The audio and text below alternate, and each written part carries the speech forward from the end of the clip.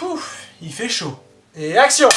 Bonjour à tous et bienvenue sur Média Show pour cette nouvelle média critique. Donc comme vous pouvez le constater, je tourne encore à l'intérieur sur mon canapé malgré ce beau temps. Mais effectivement, c'est un temps propice où les voisins tournent leur gazon, donc c'est pas terrible pour le son quoi.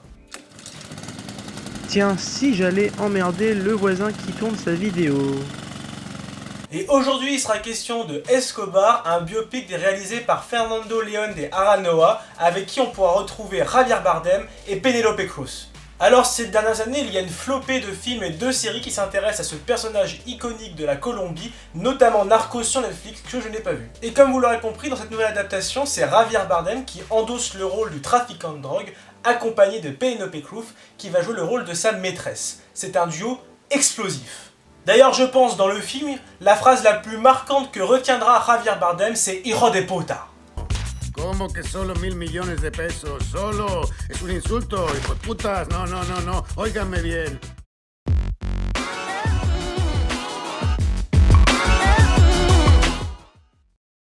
Parlons donc de ce nouveau biopic sur Pablo Escobar qui se focalise non pas sur son ascension mais plutôt sur sa volonté de devenir politicien mais également sa décadence. Et le plus intéressant dans ce film c'est que le scénario est vu et perçu d'un point de vue extérieur au personnage d'Escobar, à savoir celui de sa maîtresse interprétée par Penélope Cruz.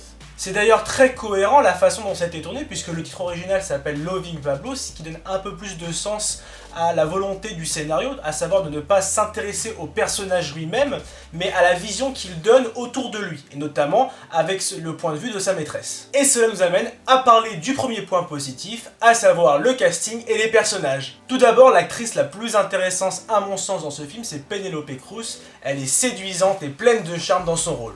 Elle apporte également de la sensibilité à l'histoire et endosse un personnage vraiment attachant. En effet, son personnage est très intéressant, voire très complet, c'est un peu l'œil du spectateur, voire l'œil du réalisateur même, puisqu'il permet d'offrir une double vision du personnage de Pablo Escobar. D'un côté, un visage plus humain, un homme soucieux de son pays, de sa pauvreté, un homme aimant sa famille, voire même sa maîtresse, et de l'autre, un homme manipulateur et égocentrique. Et à ses côtés, c'est Javier Bardem qui est excellent dans le personnage de Pablo Escobar. Ça fait d'ailleurs quelques années qu'il attendait ce rôle. Il est vraiment à fond dans son personnage, aussi bien physique, parce qu'on voit vraiment qu'il lui ressemble vraiment, la barbe, le corps. Bon, je me suis un petit peu quand même intéressé au personnage, même si je suis néophyte de son histoire, mais également psychologique. L'ascension du personnage dans sa folie, ou autrement dit sa décadence, est vraiment extraordinaire et à mon sens bien racontée. Sans oublier les acteurs secondaires qui sont également très bons, tels que Peter Sarsgaard ou encore Juliette Restrepo.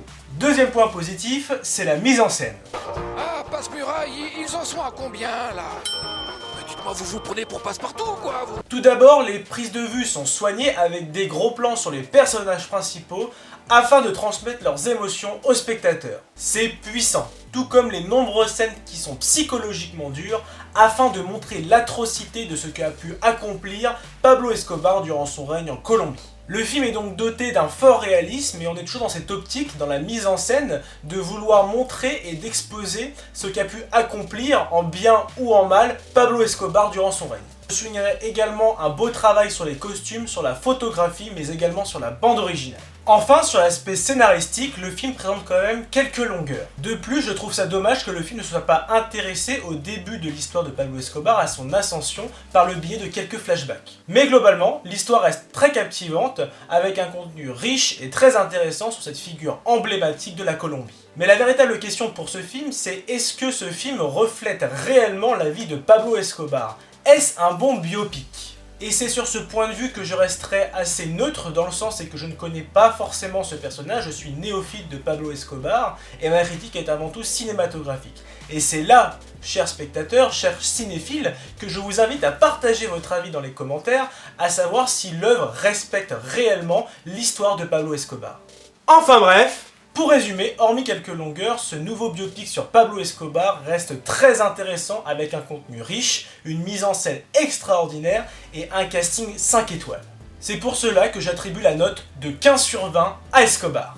Et voilà, cette vidéo est terminée, j'espère qu'elle vous a plu. Si c'est le cas, lâchez le pouce bleu, partagez la vidéo avec vos amis. N'hésitez pas également à vous abonner à la chaîne YouTube, à vous abonner à la page Facebook pour retrouver toute l'actualité Média Show. Et je vous dis à très vite!